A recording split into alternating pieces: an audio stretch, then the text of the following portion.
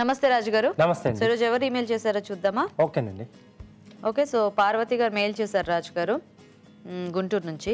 మనం జనరల్ గా వంకాయలు ఇంటి ఇలాంటి వాటిల్లో స్టఫింగ్ చేసి చేసుకుంటూ ఉంటాం కదా. అవునండి. సో బెండకాయ కాంబినేషన్ లో కూడా అలా ఏదైనా స్టఫింగ్ చేసి మనము ఏదైనా వెరైటీ ట్రై చేయొచ్చా అని అడుగుతున్నారు. చేసుకోవచ్చండి. అంటే కొంచెం పొడి పొడిగా నేను చేస్తాను, అది కొంచెం బాగుంటుంది.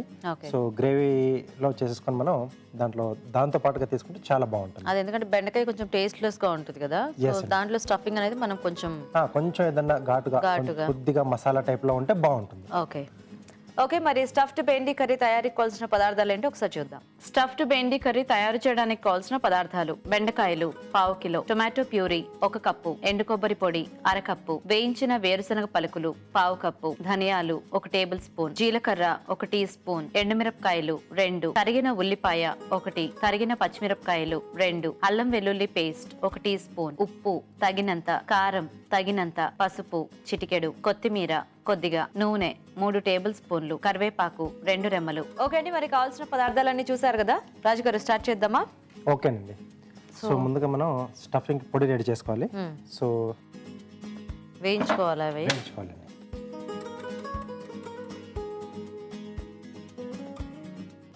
కొద్దిగా జీలకర్ర, ఓకే, ధనియాలు,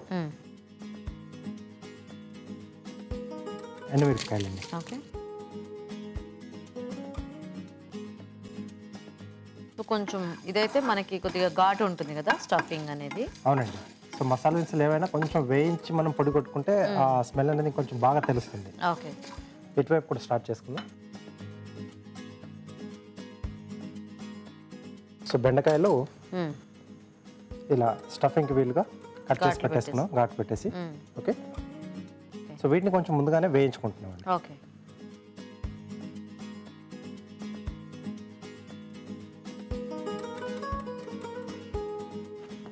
సో ఇది స్టవ్ ఆపేసేద్దాం.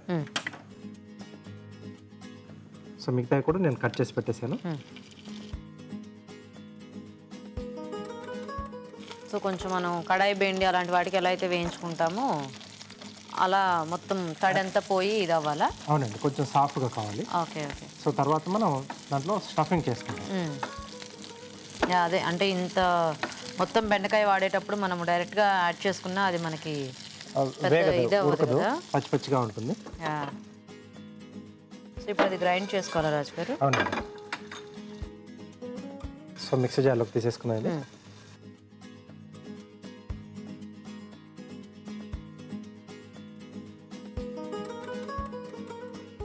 సో దీంట్లో కొద్దిగా ఎండు కొబ్బరి పొడి, ఓకే, వేయించిన వేరుశనగ పలుకులండి.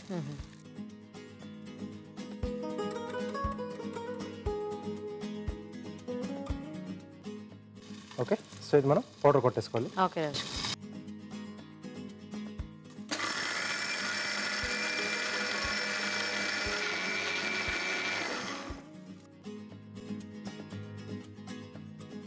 అయిందా రాజు గారు? అయిపోయింది.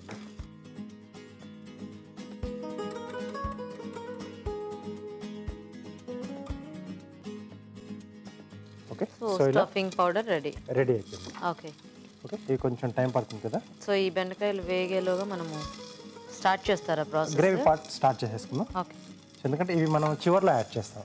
ఓ ఫైనల్గా ఎలాగ వేగినవే కాబట్టి అప్పుడు యాడ్ చేసుకుంటే బాగానే ఉంటుంది. బాగానే ఉంటుంది. జస్ట్ మసాలా కూరేసి సో కొద్దిగా నూనె వేసుకొని, ఓకే,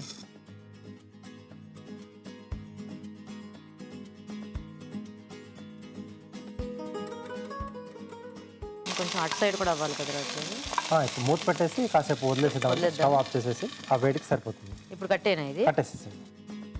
ఓకే, సో దీంట్లో ఉల్లిపాయ ముక్కలు,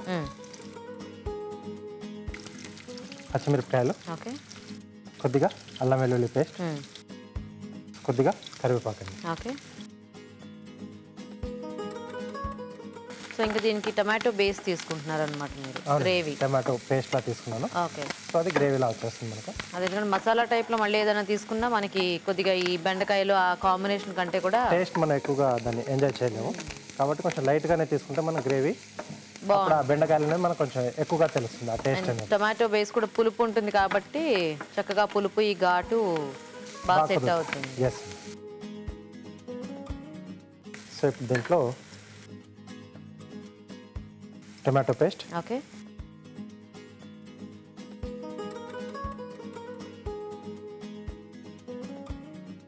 సో ఇంకా మన గ్రేవీ ఎంత కావాలో చూసుకుని దాన్ని బట్టి ఇది తీసుకోవటమే కదా.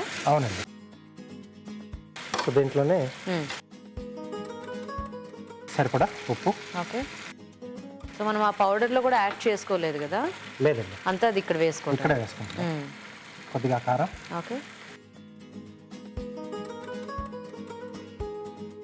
కొద్దిగా పసుపు అండి.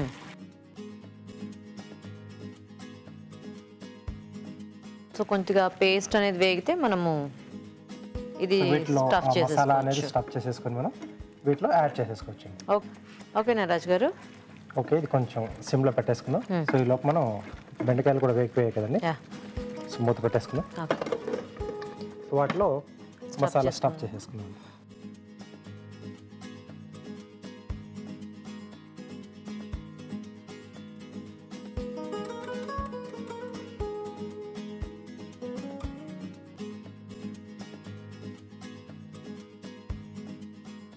సో దీన్ని ఇలా ఓపెన్ చేసేసి ఓకే,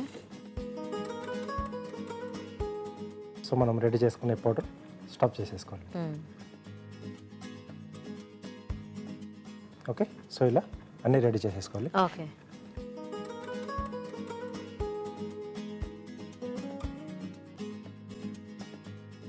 కొన్ని రకాల పౌడర్స్ ఆయిల్లో వేయించే కొద్దీ కూడా వాటి టేస్ట్ అనేది పోయి అది కొంచెం బర్న్ కూడా అవుతాయి కదా. సో అలా కాకుండా ఈ మెథడ్లో చేసుకుంటే కొంచెం బాగుంటుంది. అది ఆఫ్ చేసుకుందామండి. ఆఫ్ చేసేయచ్చా? ఆఫ్ చేసేద్దాం. డైరెక్ట్గా కలిపేసుకుంటే పర్వాలేదా రాజు గారు? బాగానే ఉంటుందా? బాగానే ఉంటుందండి. సో కొంచెం ఆ వేడిగా ఉంటుంది కదా, సో ఆ వేడి సరిపోతుంది. ఓకే, ఓకే, సో ఆల్రెడీ వేయించుకున్నాం కాబట్టి సో మళ్ళీ ఇవి వేసిన తర్వాత వేయించాల్సిన అవసరం లేదు. ఓకే, అప్పుడు ఇలాంటివి యాక్చువల్గా సైడ్ డిష్గా కూడా పెట్టుకోవచ్చు కదా ఈ బెండకాయల్ని మనం. చాలా బాగుంటుందండి పులుసులో కానీ ఏదైనా చారులో అవి చేసుకున్నప్పుడు.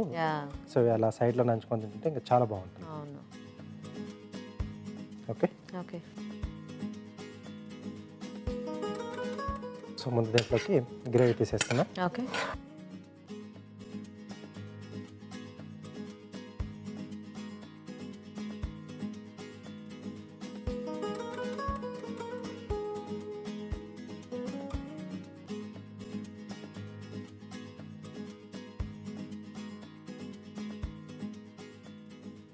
సో దీంట్లో స్టఫ్ చేసుకున్న బెండి అండి.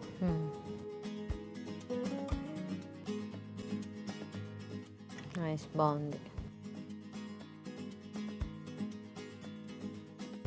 మనం జనరల్గా బెండకాయలు అంటే అంత పొడవుగా చేసుకోం కదా ఎప్పుడు. ఇలాంటివి చేసుకున్నప్పుడు తినేటప్పుడు కూడా బాగుంటుంది అనుకుంటా. కొంచెం లుక్ అనేది కూడా కొంచెం డిఫరెంట్గా బాగుంటుంది. సో కొద్దిగా కొత్తిమీర. ఓకే,